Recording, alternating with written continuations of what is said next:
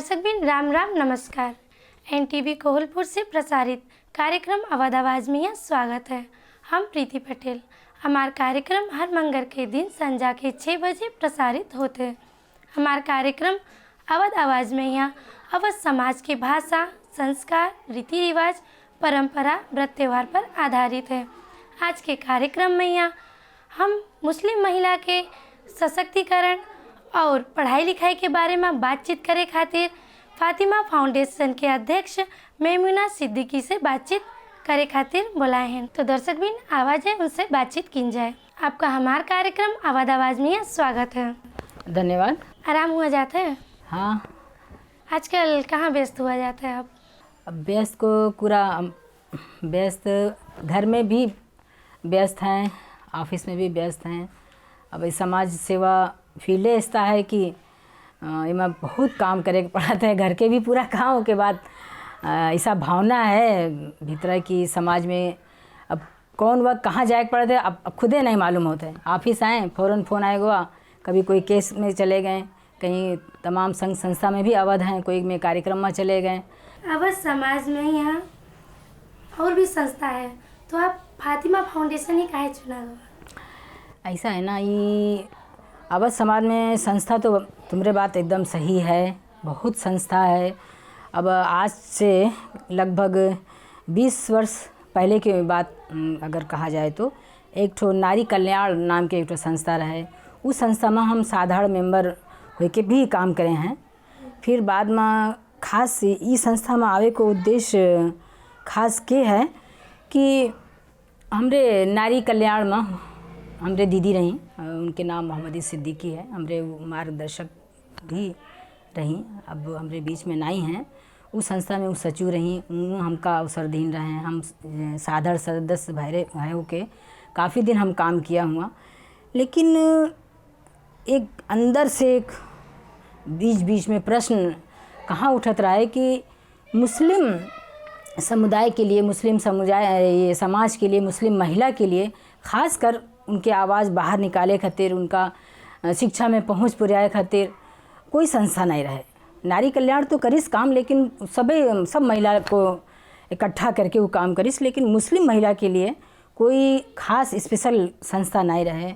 तो उस वही टाइम हमरे दीदी मोहम्मदी सिद्दीकी दीदी के ये सोच आवा कि एक संस्था छुट्टे खोले पड़ा, जिसमें खास मुस्लिम समुदाय के महिला के लिए ये संस्था खोलें, ताकि मुस्लिम महिला भी एक तो प्लेटफॉर्म पावे अपने बात रखे खातिर, अपने पहुंच बढ़ावे खातिर। यही सोच लेके हमरे दीदी मोहम्मदी दीदी हमरे फातिमा फाउंडेशन के संस्थापक हैं 2061 साल में। अब खाली अपने डिसीजन से वहाँ नहीं खोलिन, वो समाज में सबसे अगुआ लोग से, मौलाना लोग से और हमारे पहाड़ी समुदाय के लोग से सबसे सलाह सुझाव लेन कि हम एक ठो संस्था इसको ऐसा खोले के चाहिए थे, जहाँ खास मुस्लिम महिला के लिए एक तो प्लेटफॉर्म रहे, मुस्लिम महिला भी कुछ अपने अंदर के बात बताए सकें, कुछ अपने पहुंच बढ़ाए सकें, शिक्षा में पहुंच बढ़ाए सकें। तब सब लोग उनका सलाह दें कि तो आपके बहुत बढ़िया सोच है, आप खोला जाए, हम लोग आपके साथ दिन देवे।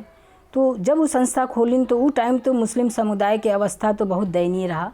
हमारे मुस्लिम महिलाओं को के लिए वातावरण नहीं रहा बाहर निकले खातिर। तो वहाँ पहली मुस्लिम महिला नेपाल के, जानो नेपालेगंज के नहीं बल्कि नेपाल के ही वो पहली मुस्लिम महिला हैं, जो मुस्लिम महिला खासकर मुस्लिम मदेसी महिला के लिए, उनके हक हित के लिए बाहर निकली, आवाज़ निकाली। वो भी स्वयं भी पीड़ित महिला थी, एकल महिला थी, वहाँ श्रीमान भी उनके बीते बहुत छोटे उम्र में। तब ये संस्था खोला तो वो टाइम कार्य समिति में मुस्लिम महिला कैसे लावा जाए, इतना बहुत बड़ा चुनौती रहा। कहीं कोई अपने घर से निकाले को नहीं तैयार, निकले को नहीं तैयार, ना कोई अपने बहू का निकले दे, ना कोई अपने बिटिया का निकले दे। लेकिन दीदी घर घर में जाए के अपने बात रखी, तो काफ़ी लोग तैयार हैं दीदी के उससे। तो ये संस्था खोलें। हमरो इस्लाम के प्रवक्ता प्रोफेट मोहम्मद साहब का नाम आप लोग सुने हुए हो। ये इस्लाम के वो हैं जो कुरान जी के ऊपर आया, उटा आकाश से आया हुआ दूत मार्फत जो किताब था, तो मोहम्मद साहब के ऊपर आया। तो हम लोग उनका खाली यही बताएं कि प्रोफेट मोहम्मद की बिटिया के नाम फातिमा है, और आज से 1400 साल पहले वो एक आदरणीय, एक आदर्श नारी रहीं। वो टाइम लोग उनके पास आवत रहे, सलाह सुझाव लेते रहें। उनके बताए हुए रास्ते पे चलत रहें, वो भी सलाह सुझाव देते रहीं। तो वही सोच हम लोग में भी है और यही मारे हम लोग उन्हीं के नाम पे इस संस्था के भी नाम रखा हुआ है। अगर ठीक है हमारे उद्देश्य तो आप हमका बताओ, हम लोग काम करी समाज में महिला लोग खातिर, बाल बालिका खातिर। और अगर हमारे उद्देश्य गलत है जैसा कि हम बताए हैं तो आज न आप हमका बताए दो, हम अपन शटर गिराए के हम लोग अपन घर में बैठ जेबे। तो जब सुनिन हमरे लोग के बात मौलाना साहब, तो मुफ्ती भी रहे वहाँ, जिसे कि बिग होते ना मौला, इसमें धार्मिक बिग का कहते हैं मुफ्ती का, वो कहीं मुफ्ती कहते हैं का, सॉरी मुफ्ती नहीं मुफ्ती। हम लोग का लिखित दीन हो, लिख करके दीन कहीं कि आप लोग के जो उद्देश्य है वो उद्देश्य एकदम बढ़िया है। आप लोग एकदम सकारात्मक सोच ले करके ये संस्था खोले हो, आप लोग काम करो और हम लोग अब आपके साथ देवे। अब आपके अगेंस्ट में हम कुछ ना कहिबे और आपके हम खुदे साथ देवे। तो वो दस्तावेज जो दीन हम लोग का लिख के वो आज भी हम लोग के संस्था में महफूज रखा है, बढ़िया से हम लोगों का हिफाजत से रखे हैं। फिर वो दिन से लेकर के इतना हम लोग का समस्या नहीं आवा। अब शुरू में तो बहुत चुनौती था, बहुत चुनौती रहे। हमरे दीदी का तो यहाँ तक रहे कि जब वो कहूँ जात रही तो पीछे से आदमी भी जात रहे कि जात कहाँ है। लेकिन आज से 17 साल के और अंतराल में अगर दूने वक्त के अगर तुलना किया जाए तो बहुत सुधार आवा है। अब वो अवस्था नहीं है, जितना चुनौती जितना समस्या रहा दीदी फेस करें, लेकिन हम लोग खातिर एक बढ़िया रास्ता बनाए दीन है। आज समुदाय में हम लोग एक अच्छा पहचान भी बनाए चुके हैं और हम लोग का उद्देश्य भी एकदम क्लियर है, साफ़ सुथरा है। हम लोग सब महिला को समेट के आगे बढ़ी थे, उनके अधिकार के साथ साथ उनके ड्यूटी के भी बात करी थे। हमारे स्टाफ लोग जो हैं वो भी हमारे समावेशी हैं। हम लोग फील्ड में भी जाए थे, लेकिन प्राथमिकता हम लोग मुस्लिम मदीसी लेने हमारे देवे का उद्देश्य है। लेकिन अवस्था बढ़िया है। हम लोग अब मुस्लिम मदीसी के साथ साथ पहाड़ी समुदाय का भी हम लोग पूरा सपोर्ट पाए थे काम से लेकर के। आज एकदम गर्व पे भी फील होता है कि हम लोग का लगभग बांके में कोई ऐसा संस्था, कोई ऐसा व्यक्ति नहीं जो हम लोग का ना पहचाने। और बहुत बहुत संस्था में भी हम लोग जुड़े हुए हैं, यहाँ से लेकर के काठमांडू तक तमाम संस्था में फातिमा फाउंडेशन संलग्न है। अपना हर एक कार्यक्रम में भी हम लोग का बुलावत है, हम लोग जाए थे, कार्यक्रम अटेंड करी थे, हम लोग के साथी लोग भी जाते हैं। तो बहुत अच्छा लगा थे पहले के उसमें और आज के उसमें। और सबसे ज़्यादा सुधार तो अब हम लोग का देखे हैं ये 17 साल के अंतराल में। बिटिया लोग का पढ़ावे नहीं पसंद करत रहे, मदरसा तक के तालीम रहे, मदरसा पढ़ाए के अब का करें पढ़ के ज़्यादा। लेकिन अब शिक्षा में बहुत सकारात्मक परिवर्तन आवा है ये 16-17 साल की उम्र में। और शिक्षा के साथ साथ अब तो घर घर के अभिभावक की सोच है कि हमरे बिटिया हमरे बहू जागीर भी करें। ये भी एक बहुत बड़ा सकारात्मक परिवर्तन है इस समाज में, जो देख के भी बहुत गर्व फील होता है। अब कब वो नर्स नहीं बनी थी हमरे नेपाल में मुस्लिम महिला, आज हमरे मुस्लिम महिला नर्स भी हैं, डॉक्टर भी हैं, टीचर भी हैं। ये एक बहुत गर्व की बात है। और हम लोग सबको समेट के लेके हम लोग आगे बढ़े हैं और सबका हम लोग साथ भी पाए थे। ये एक बहुत बड़ा उपलब्धि है हम लोग के ये 16-17 साल की उम्र में, बहुत उपलब्धि। संस्था का अब 17 साल अब पूरा होने वाला है। ये मनसीर 10 गते को हमारे संस्था का 17 साल पूरा हो जाएगा। मैम अभी जो आप बोला गवा किताब निकाली फातिमा फाउंडेशन, तुम ऐसा क्या बात लिखा रहा है जिससे समाज के लोग विरोध करें? अब बात क्या है कि हमारे कुरान में 30 पारा हैं, जैसे कि 30 भाग में मतलब बटा हुआ है। तो 30 पारा में वो टाइम जो एक समाज में जो हल्ला उठा, तो 30 पारे को कह दीन कि मोहम्मदी 14 पारा का कुरान लाई हैं। एक तो ये गलत बात रहे जो कि कभी किया ही नहीं जा सकता है। और दूसरे बात जो कुछ अधिकार के बात रही, जैसे अधिकार से लेकर के हम लोग सामाजिक, राजनीतिक, आर्थिक, शैक्षिक सब अधिकार कुरान में लिखा है। कुरान एक ऐसी पुस्तक है जो जन्म से लेके मृत्यु तक का उसमें बात का उल्लेख है। तो कुछ बात ऐसी है जैसे कि अब हम एक उदाहरण आपका दें, बात तो बहुत है लेकिन एक खास उदाहरण हम आपका का देवे चाहिए थे। शिक्षा इन लो, शिक्षा के बाद अब हमारे समाज में एक तो सोच कहा है कि मुस्लिम महिला अब तो बहुत परिवर्तन आ चुका है, लेकिन पहले सोच कहा है कि एक साधारण लिखना पढ़ना जान जाएं और कुरान के बात जान जाएं, कुरान पढ़ लें, थोड़ा बहुत उर्दू पढ़ लें, बस इतने सोच रहा। जबकि हमारे कुरान का बात कहा है कि महिला और पुरुष जिनको एक तो हम तुम आपका सुलोके पढ़ना चाहिए थे, ये तलबुल इल्म फरीज़तुल अला कुल्ली मुस्लिमी व मुस्लिमा। अब एक अर्थ कहा है कि हर मर्द और औरत पे शिक्षा अनिवार्य है। हर मर्द और औरत मुस्लिम पर शिक्षा अनिवार्य है। अब जहाँ कुरान कहाते हैं कि शिक्षा अनिवार्य है, वहाँ हमारे समुदाय में कहाते हैं कि खाली उर्दू के कहाते हैं, खाली हमारे दीनी तालीम कहाते हैं, खाली कुरान के बात कहाते हैं। तो ये भी एक बात, अब कुरान में तो लिखा है कि शिक्षा अनिवार्य, अब शिक्षा के शब्द आते ही हमारे सोच का है कि हर तरह का शिक्षा हो, चाहे वो साइंस की पढ़ाई हो, चाहे वो मैथ की पढ़ाई हो, चाहे वो सोशल की पढ़ाई हो, चाहे वो सोशलॉजी, कोई भी सब्जेक्ट की पढ़ाई हो, तो शिक्षा है, हर एक शिक्षा है ये बात। और शिक्षा के साथ साथ जैसे कि माता पिता का कर्तव्य क्या है, एक माँ का कर्तव्य क्या है, एक श्रीमान का कर्तव्य क्या है, श्रीमान के ऊपर अधिकार क्या है, दोनों का, ये नहीं कि सिर्फ महिला का ही, पुरुष का भी, ये सब हमारे कुरान में उल्लेख है। तो यही सब बातें बाहर लाया गया हम लोग, जिस बात को ले करके उनके घर में एक राम सब बढ़िया सा वातावरण बने, घर का ये लड़ाई झगड़ा ख़त्म हो जाए, घर घर में पढ़ाई हो और महिलाओं को सम्मान मिले। सबसे बड़ी चीज़ क्या है कि इस्लाम धर्म एक ऐसा धर्म है जिसमें औरत का बहुत सम्मान दिए हैं, बहुत सम्मान दिए हैं औरत का। लेकिन बहुत सी चीज़ ऐसी है कि जो बाहर नहीं आवत है। खाली एक सोच का है कि औरत तो खाली काम करेगी, मशीन है, ओके, तो खाली काम है बच्चा पैदा करना, बच्चा की परवरिश करना और घर का काम काज करना। लेकिन ऐसा नहीं है, वो तो एक जिम्मेवारी दिया है ऊपर वाले, उससे हम लोग इनकार नहीं किया जाते। लेकिन उसके साथ साथ श्रीमान को भी बताया गया है कि उनकी जिम्मेवारी क्या है, कि आपका भी कर्तव्य है कि एक बीवी को अपने बीवी की तरह समझो, उसकी हर एक ख्वाहिश पूरी करो, उसकी हर एक ज़रूरियात पूरी करो। बाल बच्चे तुम्हारे हैं, बाल बच्चे की देख रेख आप करो, उसके पढ़ाई लिखाई में आप पूरा करो। इनाई की खाली औरत है तो खाली तुम उसे काम लो, वो के अंदर की ख्वाहिश का है, वो क्या चाहत है, ये सब पूरा करो। इससे लेकर के तमाम चीज़ ऐसी है जो व्यवहार में नहीं है। अब जिसे आप सुना जाते हो ये घरेलू हिंसा की बात, घरेलू हिंसा की बात क्या है कि थोड़े से बातचीत में घर में लड़ाई झगड़ा होने लगत है, उनके भी कुरान में जिक्र है कि अब घर का माहौल अच्छा बनाओ, अच्छा व्यवहार करो। यही सब बात हम लोग कुरान के बात बाहर लावा गया, जो बात सुन करके आदमी अपने जीवन में परिवर्तन लाए, यही हमारे उद्देश्य रहे। तो हम लोग की किताब यही सब बात रही हो के अंदर।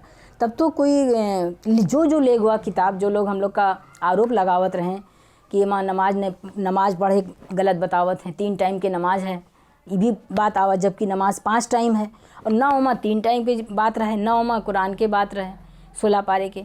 तो जब जो पढ़िस लौट के अबे नहीं किया, और जो पढ़िस वो वाकई समझिस कि हाँ ये तो बात अच्छी है। आज वही किताब देखो, हमारे न्यायाधीश तक उसको लेके फैसला करते हैं, हमारे मुस्लिम समुदाय का कोई केस होते हैं। मैम, अवध समाज के मुस्लिम महिला लोगन के पर्दा के संस्कार है, तो आप भी मुस्लिम महिला हो, तो आप कैसे आगे निकला गो बाहर? प्रश्न बहुत जुनून प्रश्न है। पर्दा के पूरा जो बात है ना, पर्दा तो मुस्लिम समुदाय की बात जहाँ आवत है, जहाँ पर्दा की बात आवत है, तो पर्दा तो एक हम लोग के कल्चर है। अब पर्दा से मतलब क्या है कि बुर्का ही लगाना नहीं है कि इसे एक काला ड्रेस ऊपर से नीचे तक लगा दो। पर्दे का मतलब क्या है, जैसे कि अब हम आपके सामने बैठे हैं, हमारा सारा शरीर बंद है, मेरा सर बंद है, मेरा शरीर बंद है, तो हम अपने नज़र से इसको हम पर्दा ही मानते हैं। और इस्लाम की भी बात करके ये नकाब शब्द नहीं आया है, एक जुल्बाब करके एक शब्द आया है हमारे कुरान में कि पूरा शरीर ढका होना चाहिए और ऐसा कपड़ा लगाओ जिससे शरीर का शेप ना दिखे। ये हमारे धार्मिक बात है।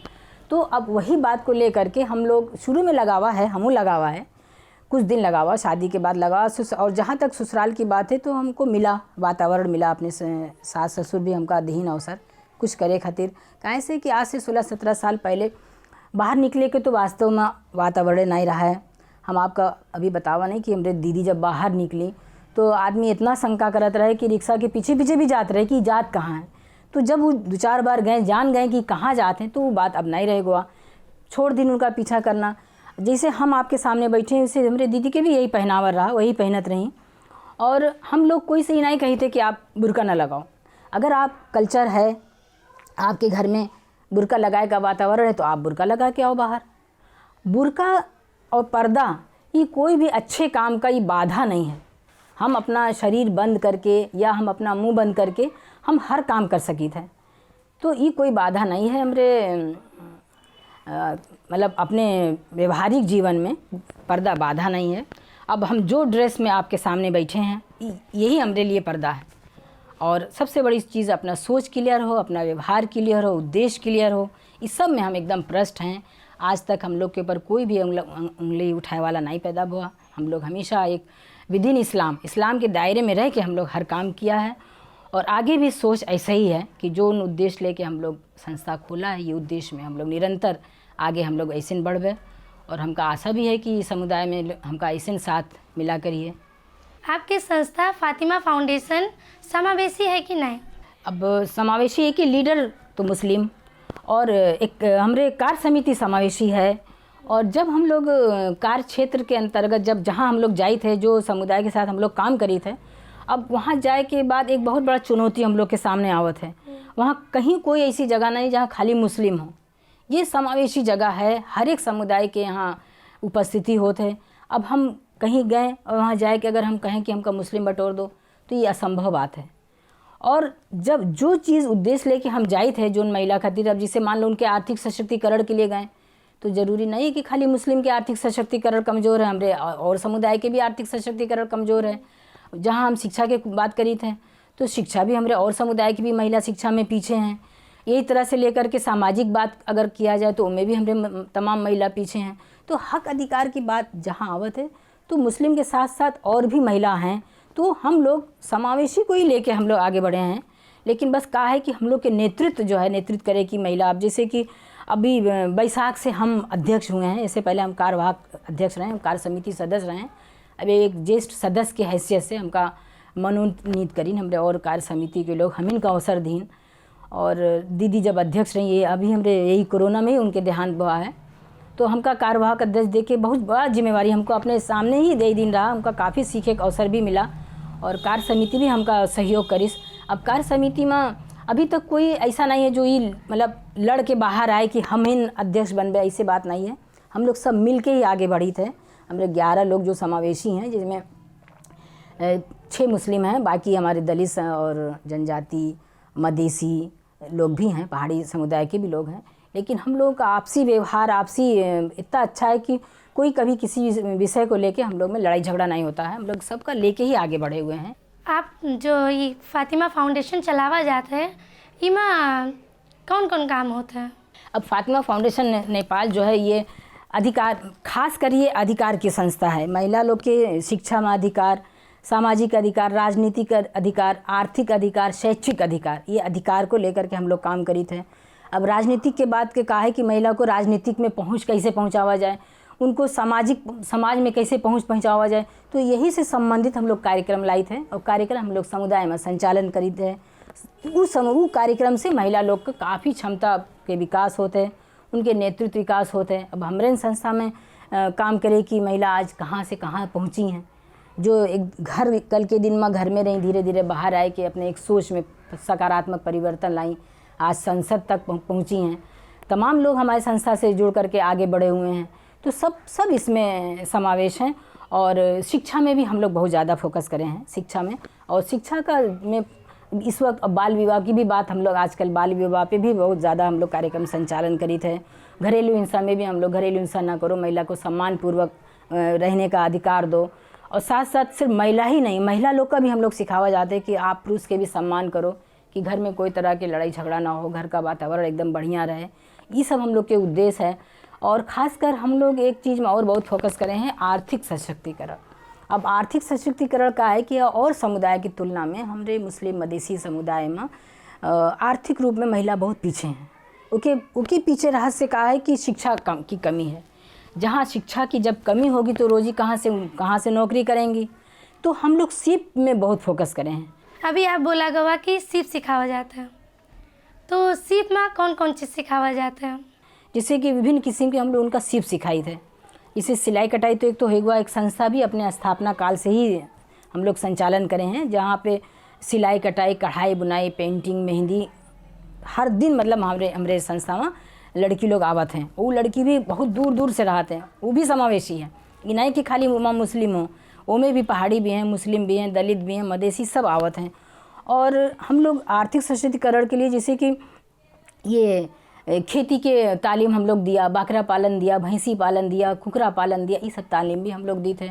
अगर वो कहीं के हम चाउमीन बनेबे, चौचौ बनेबे, ये सब तालीम भी हम लोग दी थे। देवे के बाद से कुछ सीड मतलब उनका कुछ लगानी भी हम लोग करी थे।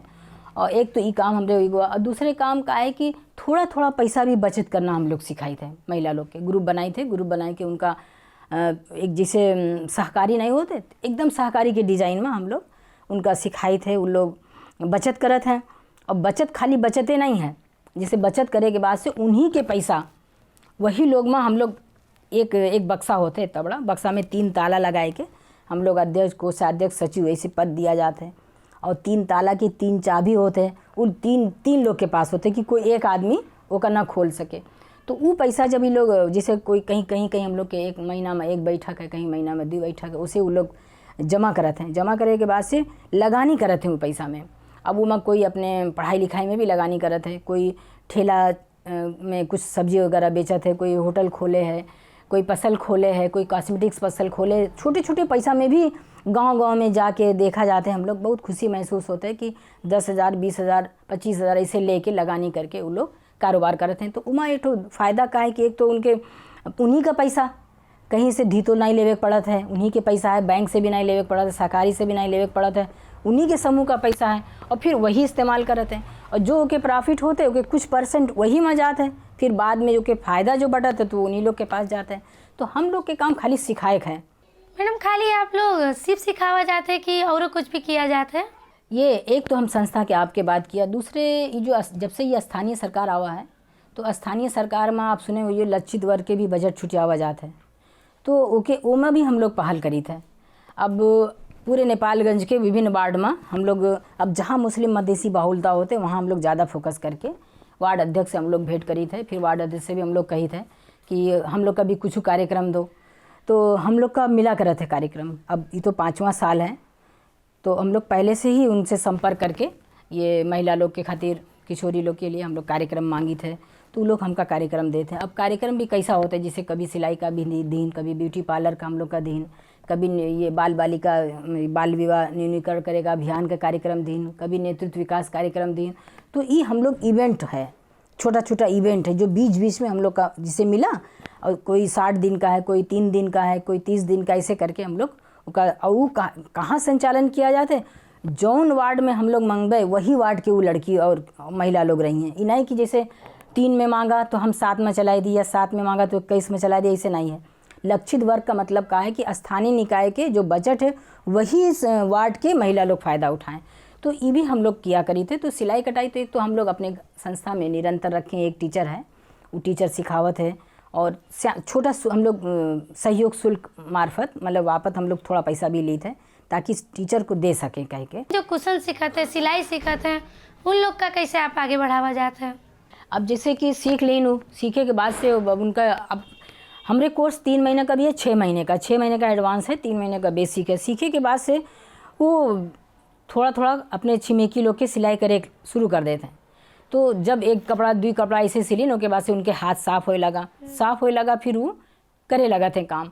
अब यही टोलमा फातिमा फाउंडेशन के ऑफिस के ही नज़दीक में 4-5 ऐसी महिला हैं जो दिन का मज़ा से 1000-1500 कमावत हैं। और कोई हमरे ऐसी भी है महिला जो शटर भी खोलें। जैसे अभी हमरे घरबाई टोल में भी एक जनी हमरे संस्था की पहले टीचर थी, अब वो इतना ज़्यादा बिजी हो गई है कि अब टाइम ही नहीं देते, तो अब हम दूसरा नेतृत्व दूसरे को दिया है, दूसरा काम करे थे। तो अब उमा हम लोग सहयोग का करी थे। अब जैसे कि लगानी में तो इतना हम लोग सहयोग नहीं कर पाए थे। अब सिलाई कटाई के लिए तो खास लगाने की ज़रूरत भी नहीं है।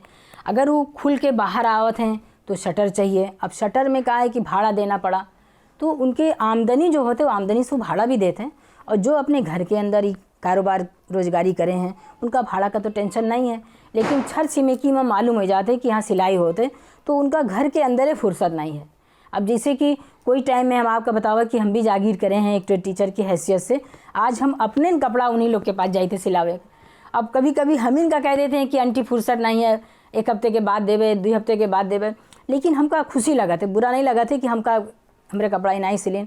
हमका खुशी लगा थे कि कम से कम वो इतनी बिजी तो हैं कि हम इनसे कहा थे कि 1 हफ्ते के बाद आओ। तो ये एक उपलब्धि है। फातिमा फाउंडेशन अब तक हजारों महिला को आत्मनिर्भर कर चुका है। हम लोग कार्यक्रम के अंतिम में यहाँ आ चुके हैं। अंत में यहाँ आप मुस्लिम समुदाय के महिला लोग के यहाँ का संदेश दिया जाता है? अब मधेसी मुस्लिम महिला के लिए जो अभी हम शुरू से जो किस्म के हम बात किए हैं कि हमारे उद्देश्य का रहे, हम बाहर काहे निकले हैं, तो हमारे उद्देश्य वही एक संदेश हम अपने मुस्लिम और मदीसी महिलाओं का देख चाहिए थे। सबसे पहले तो शिक्षा में वो पीछे ना रहें। अब जैसे कि कोई के माँ नहीं पढ़ाइन, उनके बाप नहीं पढ़ाइन, तो वो सोच अपने बच्चन में ना लागू करें। अपने बच्चन का वो अच्छे से अच्छा शिक्षा दें और साथ साथ सुशासन, एक सुशासित तरीक़ा से एक अपने अभिभावक का एक विश्वास जीतें। तरक्की उन्नति का रहस्य यही है। अगर मान लो थोड़ा सा माँ बाप उनको वातावरण दिन पढ़े खातिर थोड़ा सा बड़ी हुई, अगर वो गलत रास्ते पे चली तो उनके पढ़ाई वहीं रुक जाते हैं। तो हम एक का कह चाहते कि अपने अभिभावक के बात भी मानो, एक अनुशासित तरीक़ा से शिक्षा लो और एक धर्म, संस्कृति, संस्कार, ये इसका भी दामन न छोड़ो, इसको भी अपने साथ साथ रखो। ज़रूर इस अपने जीवन में सफलता प्राप्त होगा। ये हमारा एक उद्देश्य है, क्योंकि शिक्षा एक ऐसी चीज़ है कि इंसान के जीवन के अंतिम सांस तक ये फ़ायदा ही देते हैं, नुकसान नहीं होते। और जहाँ शिक्षा है, शिक्षा ही ज्योति का एक रहस्य है, वही अंधकार से उजाले का रास्ता देते हैं। आज अगर हम शिक्षित ना होते तो शायद आज हम यहाँ तक ना पहुँचे होते। तो शिक्षा एक एकदम अनिवार्य है। शिक्षा के साथ साथ सुशासन, सभ्यता भी अपनाओ, अपने संस्कृति, संस्कार, अपने घर परिवार, अपने बुजुर्ग लोगों का भी सम्मान करो। ये है हमारा एक संदेश आज मुस्लिम मदीसी महिला लोग का। आप हमारे कार्यक्रम आवाज़ आवाज़ में यहाँ अपने बहुत अमूल्य विचार दिया गवाही के खातिर बहुत बहुत धन्यवाद। आपके भी धन्यवाद कि आज हमका आप अवसर दियो अपने बात रखे खातिर। के लिए हम अपने व्यक्तिगत और फातिमा फाउंडेशन की तरफ से भी हम आपका धन्यवाद दिए चाहिए थे। दर्शक बिन, आज के कार्यक्रम में यहाँ हम बातचीत करें मैमुना सिद्दीकी जी से, जो कि काफ़ी लंबे समय से समाज सेवा में आबद्ध हैं। दर्शक बिन, हमारा कार्यक्रम आवाज़ आवाज़ आप लोग का कसलक राय सलाह सुझाव जरूर दिया जाए और हमारा कार्यक्रम आवाज़ आवाज़ देखे ना भूला जाए। यह कहते हम कार्यक्रम संचालिका प्रीति पटेल अपन टीम के साथ विदा लेते। राम राम, नमस्कार।